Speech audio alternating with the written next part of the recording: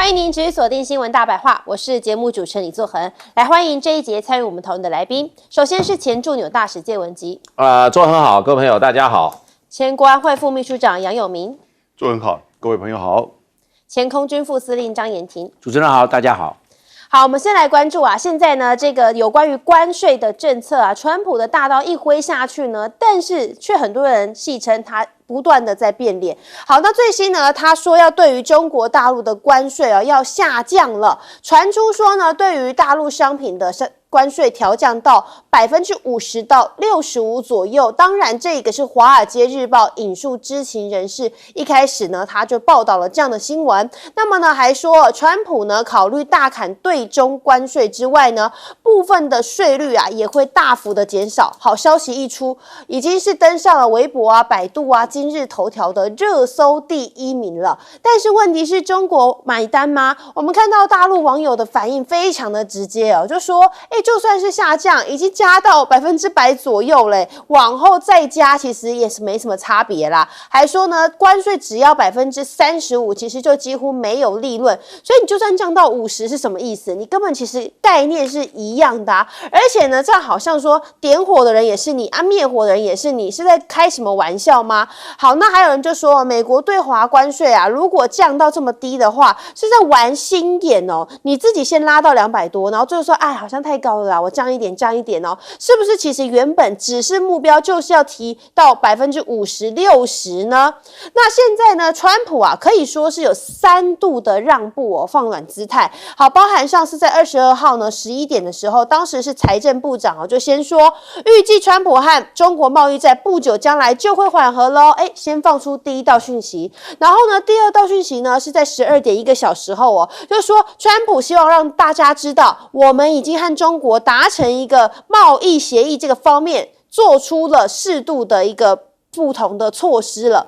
到了下午4点钟呢，川普自己就在白宫的新闻发布会上说，对于中国商品征收的高关税会是大幅下降，不过不是0，但是还是强调说我们跟中国的关系非常的好。好，那白宫呢就说这叫做川普态度没有软化，因为他说我们不是一味的放软姿态而已。他说呢，川普呢对于中国的立场不会是单方面的降低对中关税好，这是白宫发言人的说法，他代表川普来讲话。但问题是中国大陆买单吗？我们先带你来看。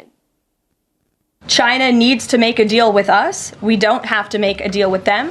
There's no difference between China and any other country except they are much larger. My goodness, we have benefited from our imports from China. They've benefited from their trade with us.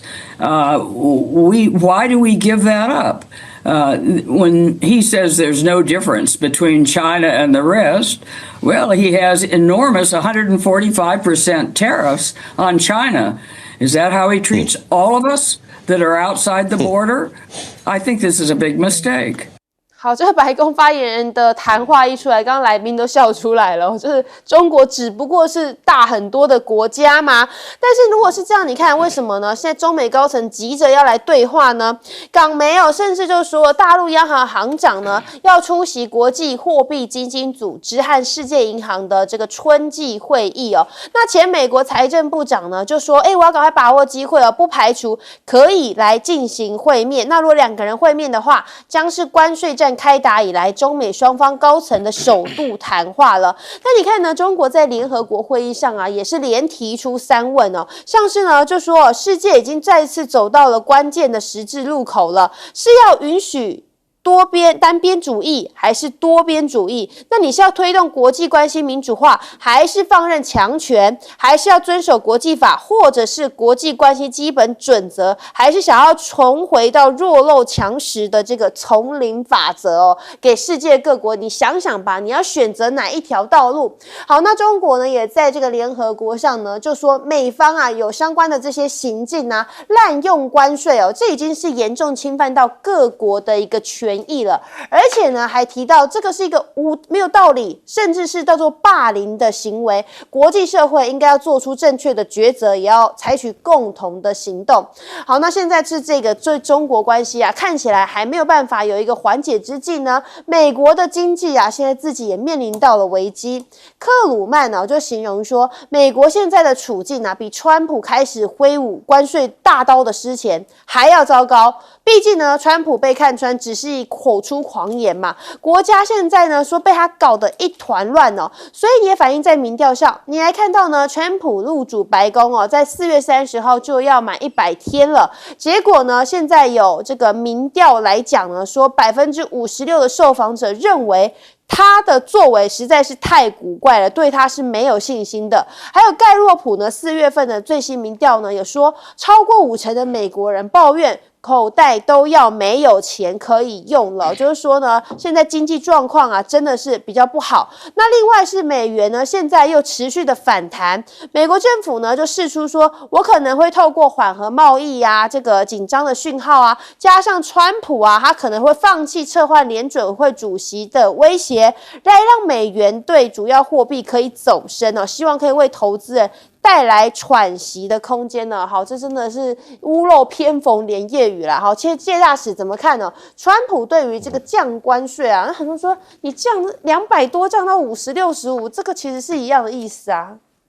那个可是表面上他是让步了一半，他退了差不多66步，对，他退了145嘛，到50嘛，所以大概退了2/3了哈。那我觉得克鲁曼真的是可以拿诺贝尔奖，因为他形容太贴切了。他说啊，川普就是一个口出狂言，但是其实很懦弱的恶霸。这个好，所有的对于川普的这个形容啊，真的太贴切了。川普就是一个什么欺弱怕强，然后呢逢软必硬，逢硬必软的一个什么恶霸。那而且他没有什么羞耻心啊，他基本上啊，有些人就是说前后不一，对不对？然后前居后恭，他现在对中国大陆就是前居后恭，对不对？那个时候还说，他怎么可能跟我们斗？他卖给我们比我们卖给他的多。他们这个是就是意思说中国大陆很愚蠢。那中国大陆问题，中国大陆有决心啊，中国大陆国内一片团结啊。你看中国大陆国内有什么杂音？大家都在想办法分散市场啊，把这个不卖美国卖到别的地方去。利乌的这些小商品老板不都这样讲吗？美国呢？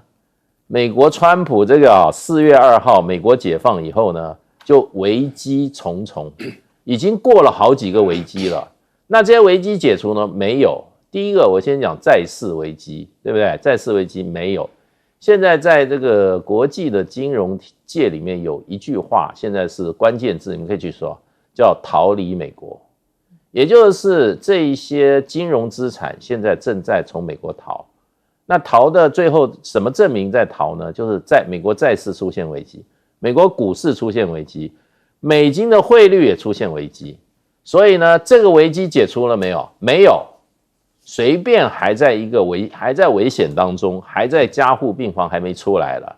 可是最大的一个美国危机，让川普让所有的美国人基本上都会都会感觉到川普这个倒行逆施最后反伤到美国每一个家户户，就是什么所谓的美国的供应链的混乱。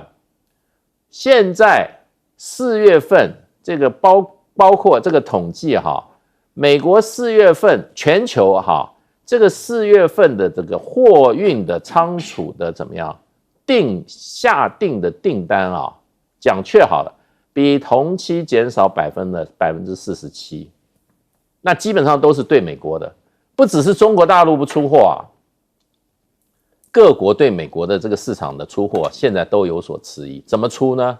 你给人加这么多税，而且未来还不晓得多少，那现在通通在什么？通通在这个检讨当中所以呢，美国人月初的时候还不觉得，可是慢慢就会知道了。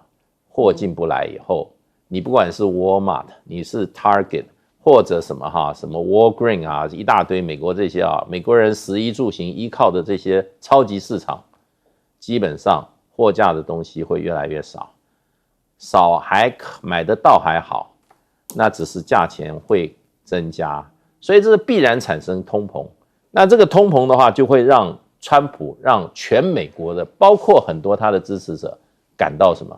感到对他的不满。那这个时候川普的危机就来了，好不好解决？不好解决，因为你4月份少了47%，你这个效果会从5月开始，你5月整个月你就是少那47%，你到了6月的时候，你弥补回来，弥补一半好了还是这个问题。所以川普为什么很明显的对中国大陆下跪，已经算哀求了。这个我们还讲的还是他那一套说法，可是已经自动降价了2/3啊。中国大陆呢继续跟你战斗到底，因为这个时候我觉得中国大陆来讲的话，这个时候不好好修理一下川普，什么时候修理啊？哪那么容易就让你哪容易就让你解脱啊？不让你真正痛一下的话，川普哇，这个好了伤疤就忘了痛了。所以我觉得川普的灾难正在不断的累积，而且这个灾难可能最后招致的是川普这个独裁者跟他的马屁精们的一个灭顶之灾啊。就怎么想都觉得好像是恐怖情人，你把人家那个打了一巴掌之后说好啦，没有那么严重，我轻一点啦。来，杨老师，恐怖情人形容蛮好的我预测川普会降对中关税。而且他说现在50%，他自己说吗？我们要跟他谈，他们如果不来谈，我们自己先降，我们就先把这个数字定出来，然后呢，我们再跟别的国家谈。我觉得他会先降，因为一方面中国不会来跟你谈，对，145跟50这个数字游戏哪有什么差别？而且谁先升，谁就应该先降，而且你降到应该是要回到4月2号之前。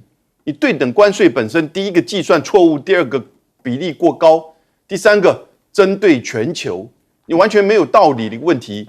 其实你的贸易赤字是因为别人跟你卖你太多东西造成吗？那你都忘记你享受别人的商品跟服务，然后呢你自己印钞票，所以你就带着这个信用卡到各个商家去买东西，结果买了一大堆卡债，那你就怪人家商家卖东西给你吗？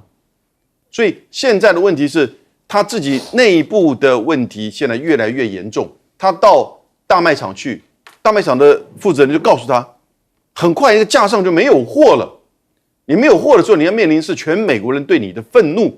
你知道他现在支持率多少吗？只剩下36%。这个还是福斯电视台的调查。所以他马上会面临到对于不只是供应链架上没有货。然后呢，马上如果进入到暑假，然后呢开学的时候呢，你根本订单都还没有下，美国这个社会就会面临到严重的经济衰退。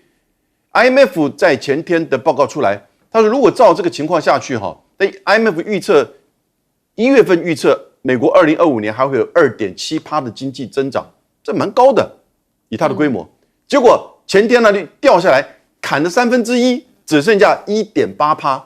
然后呢，他们说美国的经济衰退40%，但如果川普的这个关税继续下去，美国的经济衰退跟世界的经济衰退100%。这个什么时候会看到？大概在6、7月，你就可能会很败相巨现了。所以川普现在自己吓到了，他自己吓到了。然后呢，政治上他的这些政治人物，共和党人会来告诉他说，我们明年会全输啊，你后面2年就坐困愁城在白宫啊。所以他现在自己吓到，要赶快降关税。然后呢，表面上他的财长跟刚才那位发言人还说，我们不会主动降，一定要他来先降，然后先来跟我们谈，我们才会这么降。那完全在碰风。所以现在中国大陆很清楚，不会跟你在这个数字上去玩游戏。你要降到有诚意的时候，他也会回礼，他也会回应。也就是说，如果你真的是125%、145%降到，比如50%，降到20%，他也会回。可是呢，基本上你要自己先了解你的贸易政策的目的是什么。你搞得全球大乱那我们在台湾呢，最糟糕的是端的这个1650亿给的川普，结果还被克了32%，到现在不知道怎么办，还设一个目标说，哎，我们希望能达到15%，谁理你啊？很可惜，台湾这边。对，可是这样下去，是不是美国的经济也会越来越糟糕呢？我认为川普面临3大危机，在经济方面，第一个，我认为他是面临了信心不足的危机。你看他的政策摆荡，摇来摇去，结果他整个关税政策开高走低，对，每一个加的好高，向下修。这个开高走低就是当初打高空才会开高走低，应该很务实。这关税啊，这个是很复杂的，因为每一国的整个的经济条件是不一样的，南方市场、北方市场，这个先进工业开发国家，或者是开发中国家，或者是落后国家，都整个条件是不一样。它这个通这个一个公式通算出来就直接发出去了，结果现在开高走低了，让人家问题是它那个政策摇摆会让大家信心更恐慌，就莫衷一是，到底是怎么样啊？大家看了五煞煞，那股票这个此起彼落，这个人心惶惶。我认为信心危机来看，就是非常大的经济危机。我认为川普犯了这一个错误。第二个，我认为他底气不够。因为美国的国债重36兆多美元的国债是扛在身上，你怎么解决？就是你能够一笔勾销吗？那是绝对不可能的事情。然后是国债那么重，而且美国的这个联邦赤字的预算1兆1300多亿美元，你看那么重，这是赤字这每一年都要去负担的，因为包含美国的国防预算都在里面啊。但是他的联邦预算的赤字那么重，他怎么去解决？这就是可以讲到的，他的底气不够，他就算是给中国大陆课50%到60%还是高，所以这个高关税也不是解决问题的方法，这恶意变成恶意关税嘛。第三个它的危机啊，就是美国已经现在单边主义行不通了，一定要多边主义了，没有办法了，黄河已去了，已经变成这个状况了。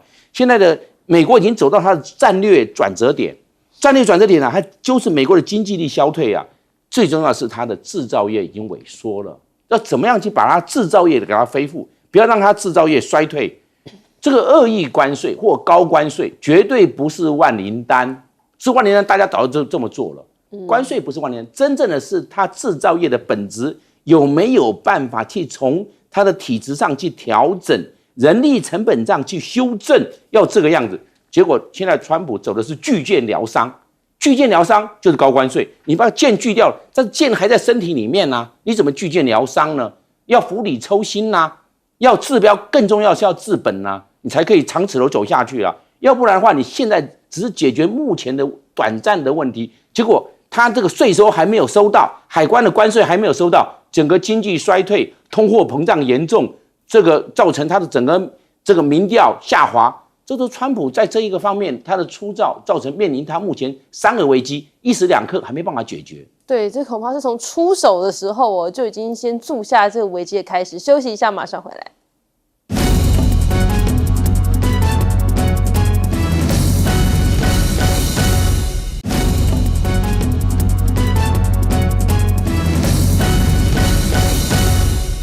欢迎回来，新闻大白话。我们来看关税的冲击啊，但是呢，一直讲说川普是变的原因，当然还是因为饱受其他国内的压力嘛。我们就来看到呢，主要就是你可以发现到川普呢，每一次好像只要被这个企业家啊，或者是产业界啊一骂一下呢，马上就要来转弯了吗？因为呢，最新呢是川普呢原本预计说5月份啊，对于汽车零件的进口要祭出25%的关税。那如果是真的这么做的话呢，很多的车厂都会受到打击，特别是跟他之前真的还看起来蛮好的马斯克他特斯拉啊，在今年第1季财报已经是不如市场预期咯，所以马斯克在一个电话会议上似乎也是有口难言。他被问到之后呢，沉默了大概10秒，叹了一口气说：“好吧，他会来建议川普降低关税也坦言说最多我也只能这么做啦，因为最后决定权还是要看川普。”那不只是马斯克还有在美国汽车业啊，6个组织他们向川普政府发出了联名信呢，要求川普政府放弃25%的汽车零件关税。当然，现在这个实施汽车关税的话，专家示警是什么呢？因为原本经济环境已经让这些企业是压力非常非常大了，那如果又增加这个额外的关税，可能会导致产线停工啊、裁员啊，或者是破产种种的压力之下，所以你看，川普呢最新说，原本呢计划5月3号最后期限之前要实施的关税呢，会现在先暂缓，而且呢还受到了豁免的消息激励你看好多的汽车制造商啊、零件供应商啊，他们的股价在23号之后这个盘后交易都是中小幅上扬的。那当然，为什么呢？刚刚讲到说特斯拉这马斯克非常非常的紧张呢？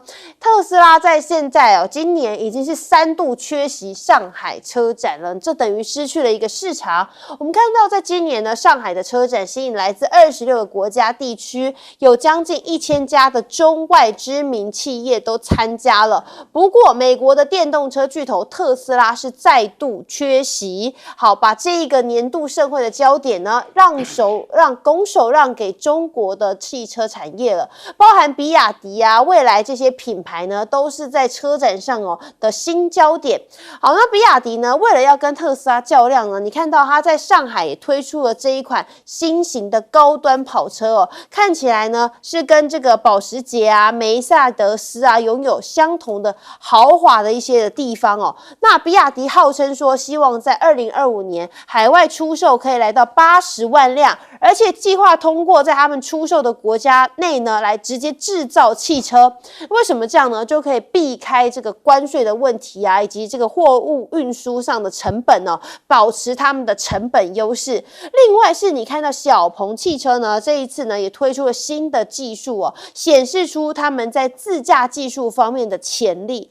那倒是呢，你看到了雷军缺席了，反而呢这个神秘嘉宾现身呢是这个另外一个人是周鸿祎他成为上海车展号称是最大的、最忙的一个车模，在这个发布会的现场好，那当然你看到很多大陆的网友呢就开始说，呼叫雷军出来吧，我们想你了这样子。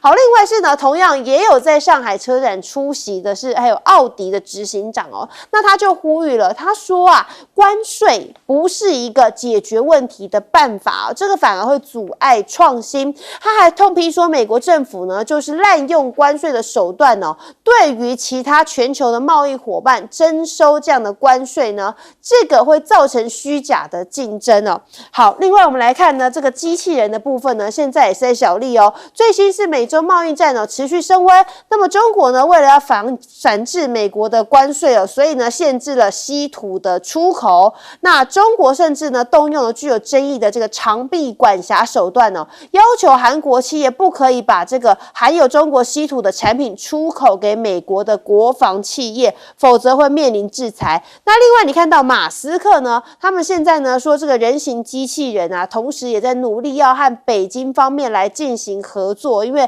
生产呢受到阻碍了。倒是中国现在打贸易战嘛，他们有这个 AI 机器人大军你看呢，这个自动化程度甚至号称已经超过美德日了。宇树科技呢还因此你看画面上他们呢正在进行的这个叫做人形机器人的格斗大赛2个人形机器人呢，他们互相来进行搏斗看起来呢真的是蛮逼真的好像真的是人在打一样。那这当然呢都是在这个角力上机器人的角力。好，我们来看一下介大使怎么看川普似乎被骂就转弯了吗？川普会转的啦，他现在是5月，我看他这个对于这个汽车零组件的这个加税我看他会三思的，因为美国汽车业会是第一个被他打击的对象。他想打击的是外国的汽车业，而且要逼着外国的汽车业就是美国的本土厂牌在外国投资的这些厂牌把外国的工厂撤回到美国。可是问题就变成这个中间有一个什么？中间有一个时间差。你就是说你造成的伤害没有办法立刻由你的收获来弥补回来，因为你的收获可能要等2年或者等3年。可是你没有等到你收获的时候，美国的汽车厂因为你是25%，它已经受了严重的打击了。那所以这个基本上今天在劝川普不要做的都不是外国汽车基本上都是美国的汽车业啊。所以你一个政策，你如果说是对本国的产业有帮助，不是你今天要让美国伟大，要制造业美国，结果你这个政策做下去，结果美国的厂商都反对，显然不是会让美国伟大，所以美国变不伟大。然后呢，美国汽车业也不会受惠，美国汽车业会这样打击，那这个政策有什么意义呢？对，所以呢，我觉得这个川普基本上，我觉得，因为我认为他这个到5月初的时候啊，他的大麻烦才开始。我们就刚刚讲这个所谓的供应链的混乱，这供应链的混乱，哇，这是真的是哈，美国的消费者要起来啊，揭竿起义了啊，跟我们这个4月26号大家走上街头是一样的，异曲同工的。所以就变成就是说，川普，我认为他现在讲的很多话，到时候啊，他可能要摸摸鼻子哈，然后自我找台阶下啦。那其实这次他打击汽车业啊，真的打击最重的，第一个是美国本土的，因为川普讲说，我们不需要加拿大替我们制造汽车啊，我们20%几的汽车都是从加拿大跟这个墨西哥进来，可他没有讲到加拿大有自己的品牌吗？加拿大汽车不是挂这个，不是福特投资的，就是这个 General Motors， 就是 GM， 就是通用汽车投资的，都是你美国车厂去美国车厂去投资的。那个什么墨西哥亦然呐。那现在这个再把这些零组件工厂再给它加25%，真的，我觉得美国汽车工业会受重创啦。那另外一方面，这个汽车征税对中国大陆，说实话，因为我们待会要讲到比亚迪的话，一点影响都没有。因为去年中国大陆外销汽车超过500万辆，美国的市场整个加起来，包括卡车什么车加起来7万辆，所以你美国再加到100，对中国大陆汽车也没有影响。所以呢，美国这一场啊，这个是伤到自己人，伤到加拿大，伤到什么？伤到这个日本，伤到韩国，伤到德国。所以呢，我觉得现在各方的力量都在酝酿嘛，要川普啊不要再这样胡作非为了。那我觉得这个力量正在集结，川普啊挡不住的。那他就是一个怎么样？他就是一个怎么样？怎么讲呢？是一个狐假虎威啊，怎么讲呢？很内心懦弱的一个恶霸。来，杨老师。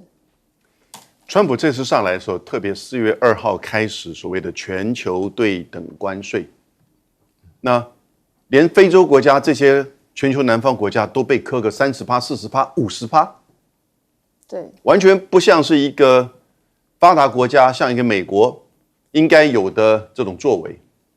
同时，他对中国大陆磕的这么不合理、高比例、没有经济意义的245到145之间的对等关税，也已经根本就是在怄气。现在他说要降，其实他也许说他是为了3个目的，我们就顺着他的逻辑。他说第一个，贸易赤字过高，每年美国的贸易赤字是1兆美元。第二个，美债过高，我现在欠美债大概是36.2兆，而6月份马上就有6.5兆的美债要到期。第三个，他说我们美国的供应链，我们的制造业通通都流失了，这都是事实。但是美国的贸易赤字跟美债是怎么造成的？是你自己储蓄弱，是你自己爱买东西，是你自己不做改革，经济上的投资，基础建设投资。然后呢，你的制造业流失，2000年的时候，美国制造业还占全国全世界产值25%，现在只剩下11%。到2030年剩6%，它真的是制造业要流失。那问题是，你用关税可以把制造业回流吗？你只有回流美积电呐，还有大概有一些钢啊，或者是汽车。那可是这些制造业回流之后，他们这个只是一个像是苹果做成苹果酱而已吗？这么简单？它的中间商品，它的零组件，它所有的这些东西是全球化的全国际分工，那你进出你美国的这个海关通通都要课税，那你成本多少？不可思议的成本。所以这个他跟他的这些幕僚们真的不懂贸易，也不懂经济。好，然后呢，等他的这个成本这么高的时候，你怎么可能让制造业重新回到美国？而最后会出现，我觉得就是叫做全球减美，就全球减掉美国。那一方面是被迫的，因为东西跟你交往，那贸易这个关税太贵，所以呢我就要减少贸易，减少对你的依赖，全球减美。那第二个是呢，你的供应链自己本身太贵了。那但是为了你的市场，有一些厂商还是会去，在政治的压力下还是会去，比如说美积电。但是呢，因为你太贵，就变你独特的存在，所以呢，我们全球另外团报，你全球减美，你自己在那边割的吧？就会变成反效果呢？来，我认为这个美国跟中国大陆将来就是我认为就是3大战，第一大战呢，汽车业。那汽车业的话，因为美国以前就是汽车大国，都是外销这些美国车到处跑，别克、林肯、福特车到处跑。现在不一样了，现在已经进入战国时代了。那战国时代的话，美国很多车子它零件是仰赖中国大陆进口，因为中国大陆零件便宜啊，到美国然后来组装就好了。那现在中国大陆的比亚迪，它的价格优势，所以美国怎么办？它便宜。第二个，它的中国大陆车子啊，它内装，因为内装有的很新颖啊，什么后视的什么，还有一些防呆的措施，比美国的还要先进呢，变成这个样子。第三个优势呢，是因为有的已经走入智慧型了，比如说防撞啊，或者是它会提前做警告，然后辅助驾驶等等，所以这个汽车已经进入战国时代了。美国独霸优势没有了。第二个，我们可以看到的就是人形机器人，因为中国大陆也在发展，那美国也在发展。我认为这个时候目前来看的话，正在进行式，认为平分秋色，看谁发展得快。但是我认为，我做个粗略的评估，可能中国大陆会后来居上。所以人形机器人这种大战争，这也算是制造业，中国大陆可能会后来居上。我可以看出，我们可以略微看出这个端倪啊，就看到。那第三个什么？我认为第三个可能走上航空业，因为美国的波音公司啊，这载体客机这个737 MAX 啊卖得不好，因为它的飞安的状况没有那么理想，还掉了轮胎，还那个我们讲到的逃生门还掉了地上，威震这个状况。那中国大陆的这个 C919 已经出来了，而且东南亚的4航认证也出来，它可以飞到东南亚去了。那这都是载体客机，我认为这个民航机大战可能要2026年，明年到后年，民航机大战就会明显了。可能波音公司有部分的这个载体客机的市场会被中国大陆取代。我认为美国要面临的除了是汽车挑战、人形机器人挑战，第三个就要面临中国大陆的载体的单走道的民航机的挑战。这产业天翻地覆的变化。休息一下，马上回来。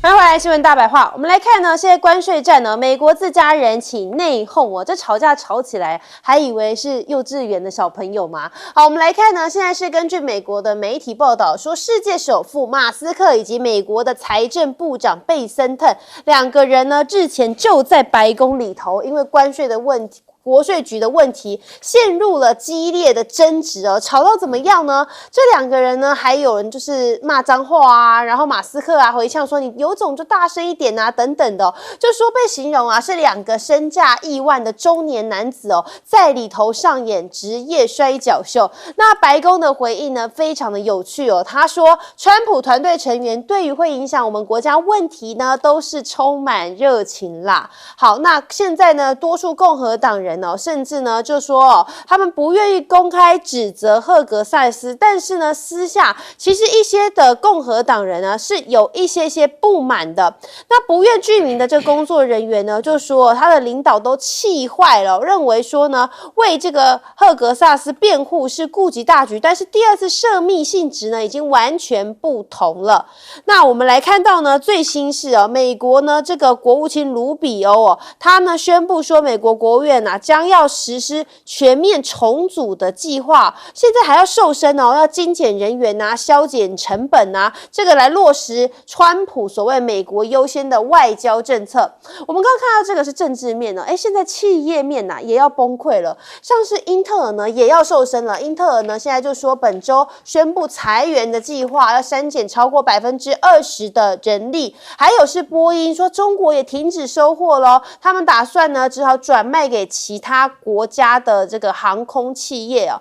美国12州呢现在更打算说4月23号就要向纽约的美国国际贸易法院来提起诉讼，指控川普滥用国际紧急经济权利法来推行关税政策，要求法院宣布这个政策无效，也要禁止联邦机构执行相关的措施。好，种种的消息确实都对川普非常的不利。老布希之子呢就直言呢说，关税啊，你就算呢是想要挡住中国，但是根本挡不住他们的发展。带你来听。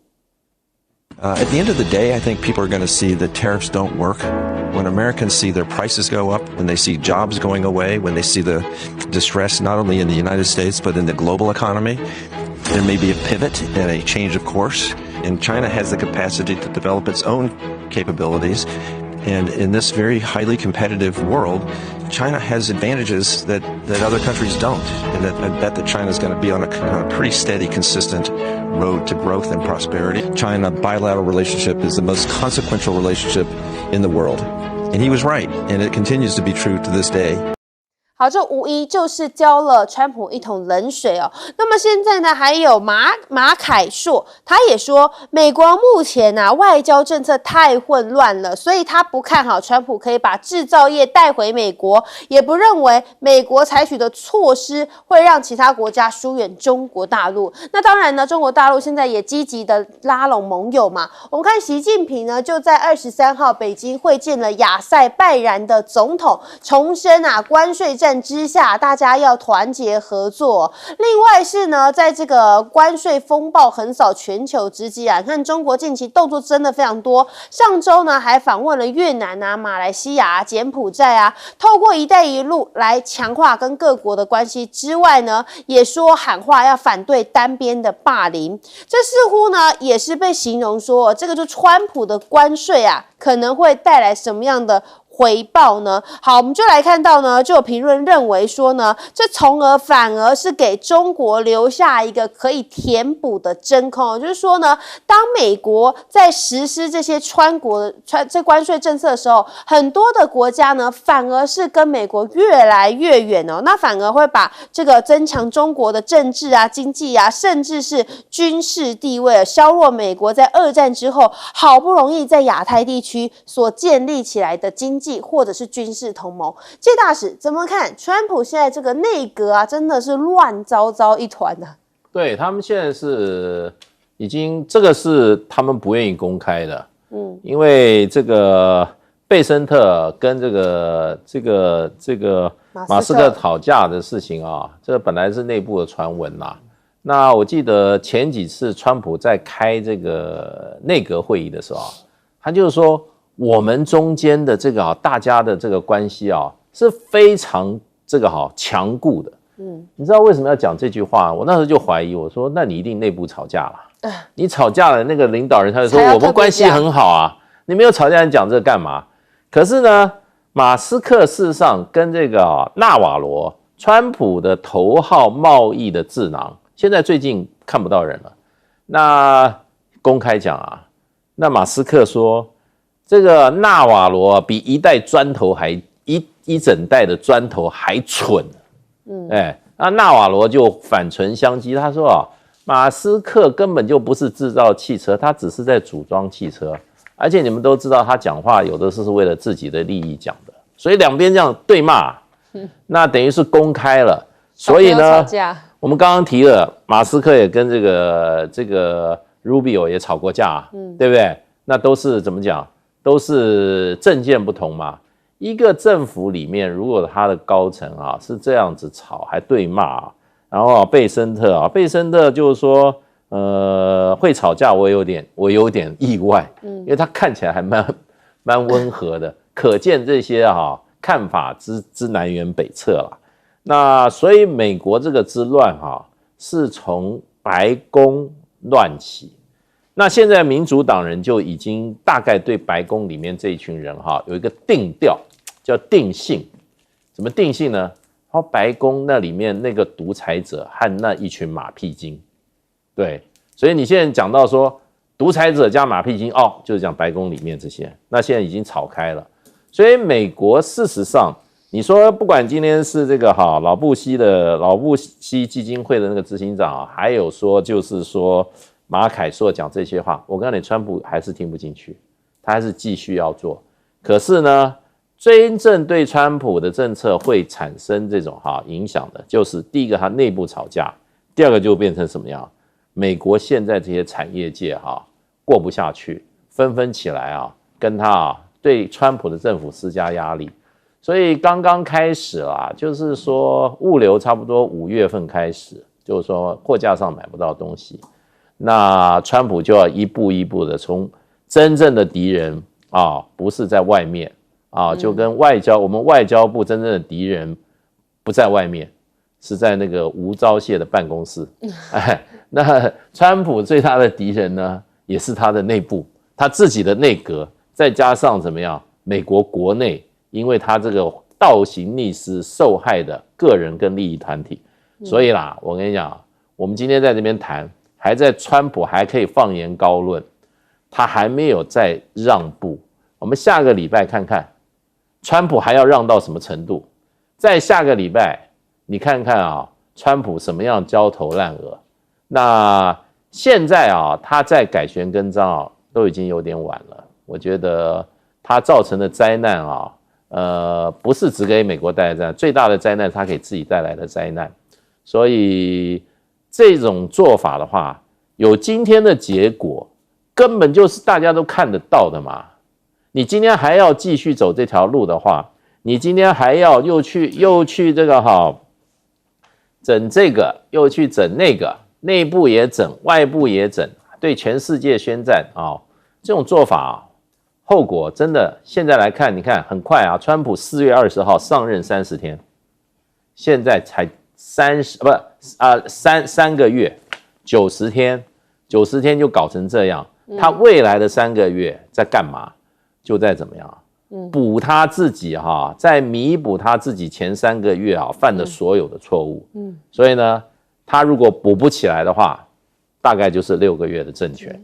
对，这是很川普的作风。来，杨老师，川普的这一次他的第2任的内阁真的是令人摇头一群草包，而且不断的犯错，严重的错误。你讲贝森特好了，他现在这个胆子比较大了，因为有一度传言他想要离去，因为另外那个纳瓦罗跟就是商务部长有点抢据他的这个光芒，以及政策呢都跟着他们2个走。就贝森特现在要来让川普不断的降关税，可是呢又讲了一些不可思议的话。他说中美之间的贸易，因为中国出口到美国的比较大，5000亿美金。我们只有1500亿，所以关税设起来他们的冲击会比较大。这个完全不对的，相反的逻辑。你为什么会进这么多？因为你对中国的产品的刚需求比较多，那你设了关税的时候，你的人民、你的企业受的影响当然会比较大。而你1500亿里面，大部分是农产品、能源产品，中国可以跟别的国家买。他真的还懂贸易吗？然后他说中国是一个以出口为主的经济体，出口经济为主的经济体。那出口越多，全世界都受害。所以我们美国现在弄关税川普关税是为了要帮助全世界对抗中国的出口经济，让它不会再危害世界。哇，这个好青年很1450的讲法有没有？这个他也还讲得出来。他在公开的演讲，对一群就是经济学家讲这种话，底下的人就根本虚他。上千个经济学家反对川普关税。国防部长那更不得了，国防部长这个就是赫德塞斯他最近被批评，他自己弄了一个小群组，网络上的，把他太太、把他弟弟、把他的助理放在里面，然后呢，还没有攻打胡塞组织的一些情资呢，把他透过的这个群主告诉他太太，告诉他弟弟，当然不是国防部的官员呢，这个完全不可思议。然后呢，国务卿他最近做什么事？他为了要符合就是川普说要裁减要有效率，他把美国的国务院重组，他把大部分美国驻非洲的使馆关掉。就美国现在已经走到这个地步了。那当然之前就已经把美国的援助给拿掉了。那你现在在这些全球南方国家，还有不要忘记，他在这个对等关税也对这些非洲国家加了几10%的关税。那都是西方的跨国企业到非洲来用非洲的便宜的人力，然后呢出口到美国，那算在这些国家的身上，他们当然穷，没有办法进口美国的东西，所以呢这关税一算，马达加斯加47%，所以这是一个混乱的内阁，完全不知道自己在做什么事，也不懂自己的本业。我们不断的要批评他，就是要找出他的问题，然后呢，让这个决策者，到处的决策者要了解怎么去因应面对川普的混乱团队。对，现在看起来真的是蛮混乱的。来，这个川普的关税大战，它就是为了让美国的制造业起死回生，但是问题是有3大障碍没有办法克服，这个是结构性的困境，所以川普想要让美国的制造业能够有另一番荣景，我认为机会渺茫，很难。对，第一个，它人力成本都过高，美国人力成本是台湾3倍，美国人力成本是中国大陆5倍，聘一个美国人可以聘3个台湾人，聘一个美国人可以聘5个中国大陆人，所以美国人力成本高，它怎么样？这个人力成本高，产品就是贵，贵的话怎么样去卖？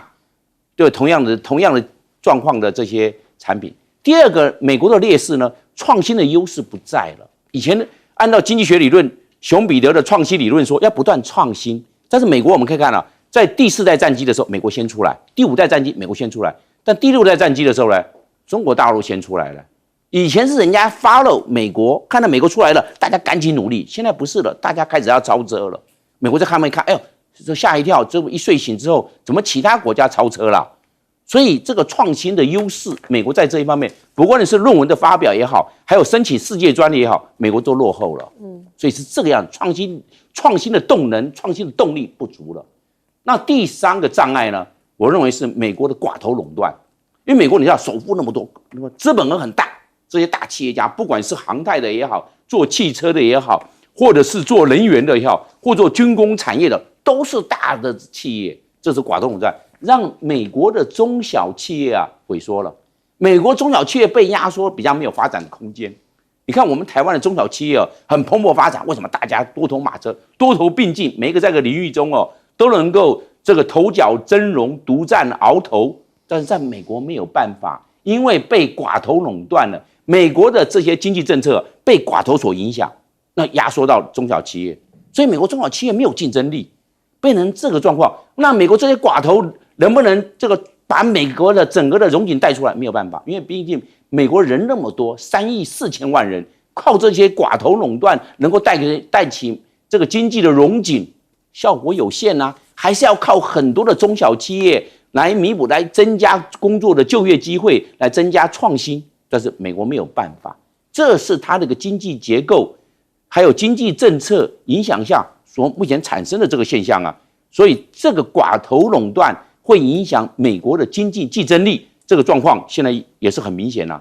所以川普要去想，要怎么样去把这3个障碍一个一个做排除，你才能够排除这些困境，才能够让美国的制造业重新回到美国的这个市场，让美国的制造业能够蓬勃起来。